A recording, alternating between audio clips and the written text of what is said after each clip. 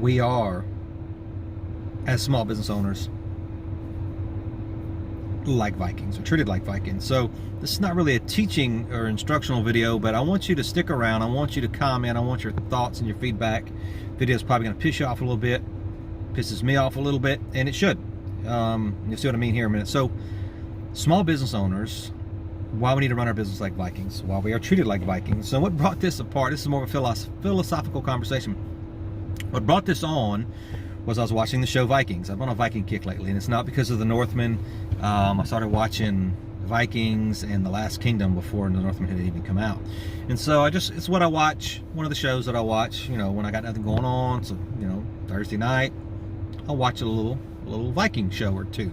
So I watched the actual show called Vikings, and if you've watched the series, you know where I'm going with this, or about this episode in general. So one of the first couple episodes, Ragnar is the main character, and he gets a ship. He builds the ship with his own money, his own dollars. He gets his crew, and they sail to England, and they raid, and they find a bunch of gold, and they come back.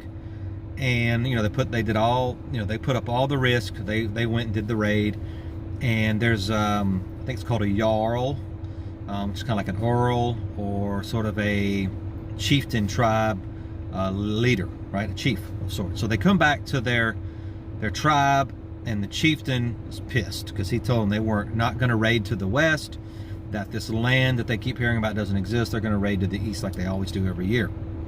Well, they went.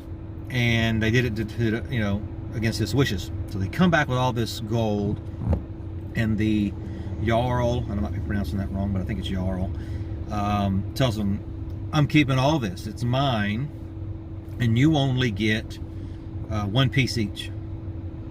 And I was like, what a dick, right? Excuse my language, but what a dick.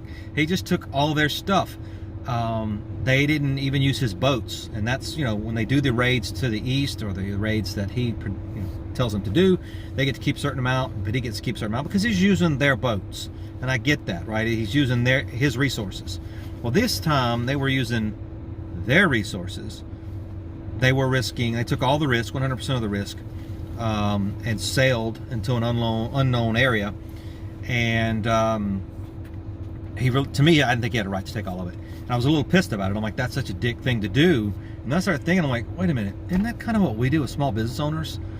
We take all the risk, we do all the work, we put up all our money, we employ people to help us with these things.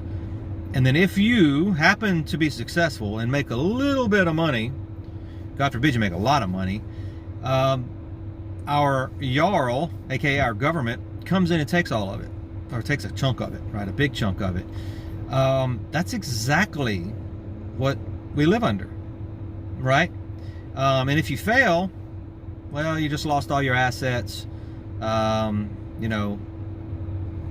everything, right? You have no business anymore. And now you're under the thumb of someone else or the government again. So I found it very interesting. So I think that small business owners, we kind of are like Vikings just a little bit in that regard. And I think maybe we need to start thinking a little more aggressive, and we need to start thinking in ways to protect ourselves and our businesses. And you do that, I'm not saying go over the government. It's not what I'm saying. What I'm saying is look at the structure of your business, and maybe you need to change it. Maybe there's some tax benefits that you can receive by changing your structure.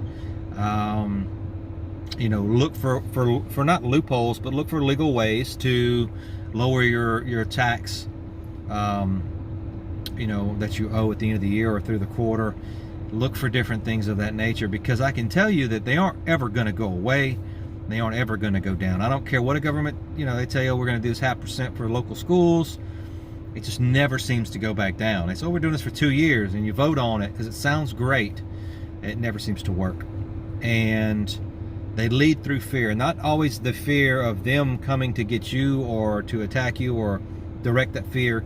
It's always some other fear. And I use schools as a good example because I've heard it so many times here in Louisiana. Is we're going to have to get rid of these school programs if you guys don't vote for this tax. They're leading through fear. We vote for it. Sounds great. And then guess what? The school programs are still crap. They are in Louisiana. Sorry. Not sorry. It's true. and the tax never seems to go away. It just continues to pile up. So what are your thoughts? I really want to know what you think. Should we run our businesses like Vikings? Are we treated like Vikings? It seems like, the names have changed and the titles have changed, but the system is still exactly the same. And as small business owners, we are the most mistreated when it comes to, and less represented when it comes to interaction with our local governments. And so I think we need to stand together, and we definitely need to work in a different way than we have in the past, because we saw what happened during COVID.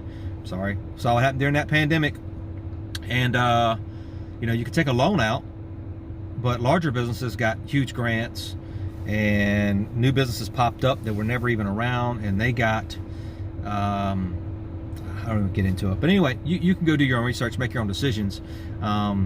We definitely were the most mistreated, and I can see a lot of us didn't recover and didn't come back. So I'd like your opinion on it.